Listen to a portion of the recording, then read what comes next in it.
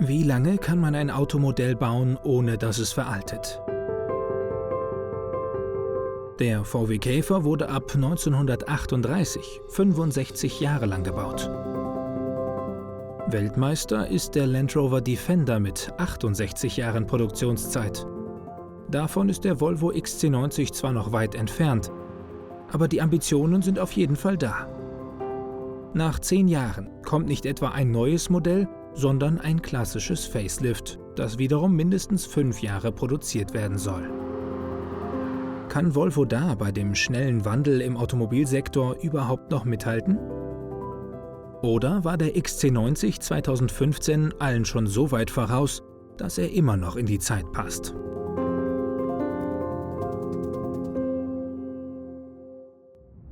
Sechs bis 8 Jahre dauert es so in der Regel, bis ein Automodell von seinem Nachfolger abgelöst wird heutzutage.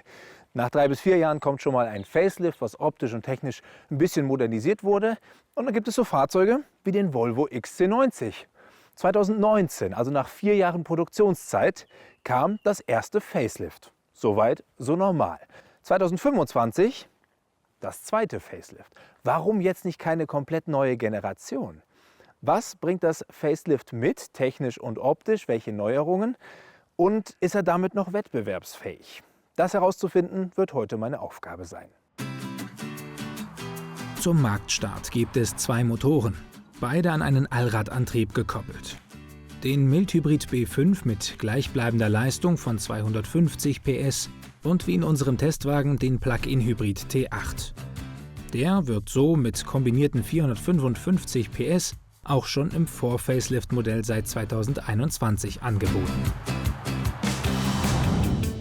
Zusammen mit einem Drehmoment von 400 Newtonmetern aus dem Benzinmotor und 309 Newtonmeter aus dem Elektromotor steht in 5,4 Sekunden die 100 auf dem Tacho. Für ein 2,3 Tonnen SUV nicht schlecht. Bei maximal 180 km/h sind alle aktuellen Volvos elektronisch abgeriegelt. Rein elektrisch kommt der Hybrid knapp 70 Kilometer weit. 2015 hat der XC90 eine neue Volvo-Designsprache vorgegeben, mit klaren Linien, wenig Experimenten und der typischen Thors-Hammer-Signatur in den Scheinwerfern. Einfach schwedisch kühl und zeitlos. 10 Jahre später wirkt das Fahrzeug größtenteils unverändert. Immer noch 4,95 Meter lang. Auffällig ist der asymmetrische Kühlergrill und die neuen Leuchten mit serienmäßiger Matrix-LED-Technik.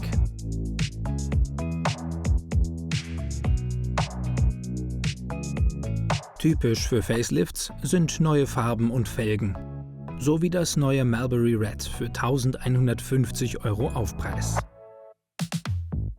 Felgen sind zwischen 20 und 22 Zoll erhältlich. Im Innenraum hat Volvo ein aufgesetztes, größeres 11,2 Zoll Display integriert. Das Infotainment-System ist Google-basiert und von der Bedienung daher ähnlich zu einem Android-Gerät. Navigiert wird über Google Maps.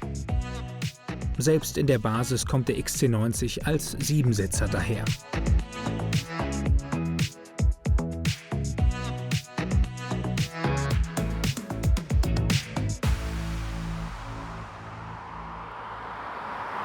Ich bin ja ein Fan des Volvo-Designs, sowohl innen als auch außen, seit der ersten Stunde. Also seit der XC90 2015 dieses neue Volvo-Design etabliert hat und dann auch Vorbild war für alle folgenden Volvo-Modelle. Stichwort dieses Thor-Hammer-Design vorne in den Leuchten, dafür ist er zum Beispiel ganz berühmt. Für mich ist das beste Beispiel, dass Volvo es geschafft hat, ein wirklich gefälliges und unaufgeregtes Design zu kreieren, ohne aber dabei langweilig zu wirken, sondern halt zeitlos und elegant und schön.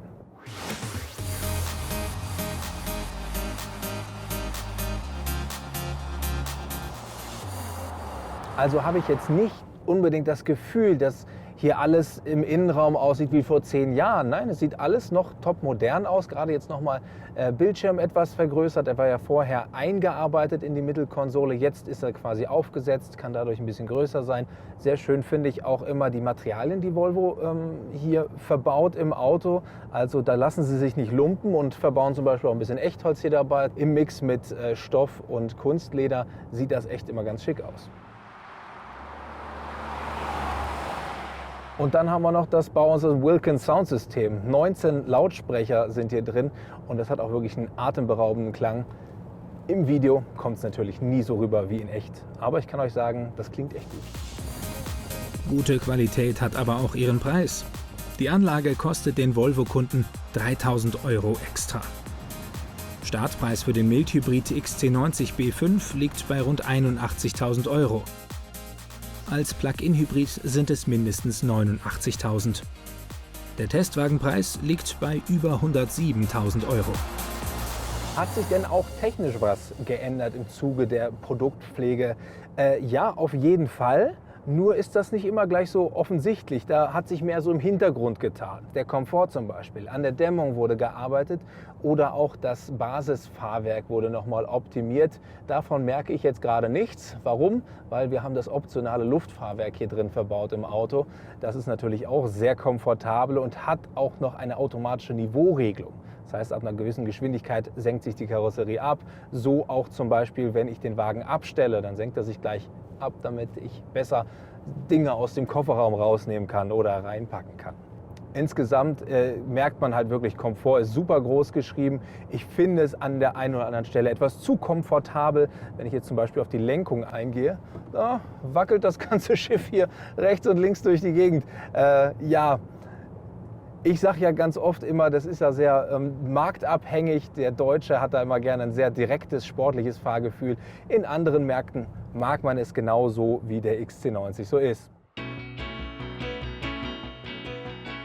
Klar wirkt der XC90 nicht wie revolutionäre neue Autos, die den Weg in die Zukunft weisen, aber es verrät eben auch nichts, wie alt er eigentlich schon ist.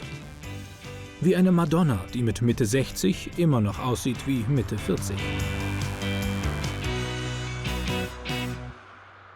Der XC90 ist ein immer noch sehr erfolgreiches Auto, nicht nur in Deutschland, auch weltweit. Lag er 2024 in den Zulassungszahlen auf Platz 3. Und warum sollte man ihn dann frühzeitig in Rente schicken? Wir haben ihn behutsam überarbeitet, er hat eine neue Front bekommen. Was aber am meisten auffällt, ist, wenn man im Auto sitzt, das Interieur. Der Armaturenträger ist komplett überarbeitet worden. Er hat jetzt einen zeitgemäß großen Screen, auf dem ein HMI läuft, beziehungsweise eine Benutzeroberfläche, die identisch ist mit der aus dem Volvo EX30 oder dem EX90. Gewissermaßen kommt fast parallel zu dem XC90 Facelift tatsächlich doch auch ein komplett neuer Nachfolger. Der vollelektrische EX90 in 3 Leistungsstufen. Der sieht dem XC90 zwar äußerlich sehr ähnlich, es handelt sich aber um ein komplett anderes Fahrzeug auf einer anderen Plattform. Der Elektroplattform von Volvo SPA2. So ist das Elektro-SUV auch 9 cm länger als der Verbrennerbruder.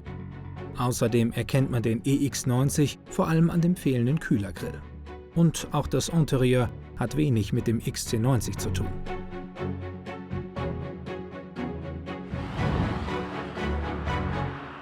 Der Fokus für Volvo liegt auf der Elektrifizierung der Fahrzeuge. Ursprünglich war ja mal der Plan, bis 2030 soll komplett die Modellpalette elektrisch sein. Da ist man ein bisschen zurückgerudert. Mittlerweile heißt es, 90–100% der Fahrzeugflotte soll bis 2030 voll elektrisch oder als Plug-in-Hybrid aus dem Werk rollen. Die restlichen Prozente machen dann Mildhybride aus. So gilt dann eben auch für dieses Oberklasse-SUV-Segment. Der Fokus liegt eher auf dem vollelektrischen EX90 und nicht so auf dem XC90. Trotzdem ist aber die Nachfrage nach Verbrennerfahrzeugen immer noch recht hoch. Und dann hat man sich wahrscheinlich gedacht, können wir das Modell nicht auslaufen lassen? Und eine neue Entwicklung würde sich jetzt kostentechnisch nicht lohnen. Also ist die Lösung des Problems, nochmal ein Facelift zu bringen. Unsere Testfahrt im Schweden-Dickschiff neigt sich dem Ende, nimmt aber noch eine überraschende Wendung. das ist ja krass. Du fährst ein paar Meter jetzt den Berg hoch und schon verwandelt sich die ganze Landschaft in ein Winter Wonderland. Jetzt will ich es aber wissen. Hier geht es zur Rossfeld-Panoramastraße. Da fahren wir jetzt mal rauf. Mal gucken, ob wir da überhaupt hochkommen. Aber es ist auf jeden Fall eine gute Gelegenheit, um mal unseren Allradantrieb hier im Auto zu testen. Die Fahrbahn ist nicht schneebedeckt, aber schmierig und feucht. Eine Herausforderung für den XC90? Mittlerweile sind wir auf 1200 Meter. Die Straße ist aber ganz gut geräumt hier. Hier scheint heute schon mal ein Räumfahrzeug durchgefahren zu sein. Ein paar glatte Stellen sind auf jeden Fall dabei. Ein bisschen Schnee liegt immer so auf der Straße und du merkst, dass er da so ein bisschen drüber schwimmt. Da ist wieder dieses Komfortable in diesem Auto. Du kriegst nicht richtig die Rückmeldung, was das Auto gerade macht. Also ich habe das Gefühl, der buttert hier super durch. Aber man kann es immer nicht so richtig einschätzen. Wenn ich jetzt irgendwie in einem Sportwagen, das ist jetzt mal ein ganz extremes Beispiel, hier hochfahren würde, ich hätte sofort zu jeder Zeit eine Rückmeldung, wüsste ganz genau, wann gebe ich gerade zu viel Gas. Hier ist es so ein bisschen, man muss sich, glaube ich, ein bisschen Selbstbewusstsein aufbauen. Und dann fährt man hier völlig easy hoch. Das bisschen Schnee kann dem Volvo gar nichts anhaben. Höchstens das Gewicht macht beim Bremsen bergab noch einen Unterschied. Fazit: ein kleines optisches Glow-Up, ein Infotainment-System, das wieder up-to-date ist und neue Individualisierungsmöglichkeiten. Das und mehr machen das Flaggschiff-SUV von Volvo wieder fit für die nächsten Jahre. Aber wo steht der XC90 damit jetzt? Wir haben anfangs gesprochen über den VW Käfer oder den Land Rover Defender, die über 60 Jahre gebaut wurden. Und der XC90 folgt jetzt mit großen Schritten mit seinen 15 Jahren Produktionszeit, voraussichtlich. Ja, ist vielleicht ein bisschen optimistisch formuliert. 15 Jahre ist eine enorme Zeit, gerade für heute. Aber Volvo ist jetzt, glaube ich, nicht darauf aus, einen zeitlosen Klassiker zu kreieren, à la Käfer und Defender. Es geht eher darum, dieses schöne schwedische Midsize-SUV noch mal ein bisschen künstlich am Leben zu erhalten. Und warum auch nicht? 2025 und das Auto ist innen wie außen top modern. Die Alternative wäre, das Fahrzeug komplett auslaufen zu lassen, abgelöst durch die Elektromobilität à la EX90. Und so wird es früher oder später wahrscheinlich kommen. Aber dieser Tag ist noch nicht heute. Oder wie James Bond es formulieren würde, stirb an einem anderen Tag. Und wer weiß, was in 2030 ist. Man sagt ja gerne, Totgeglaubte leben länger.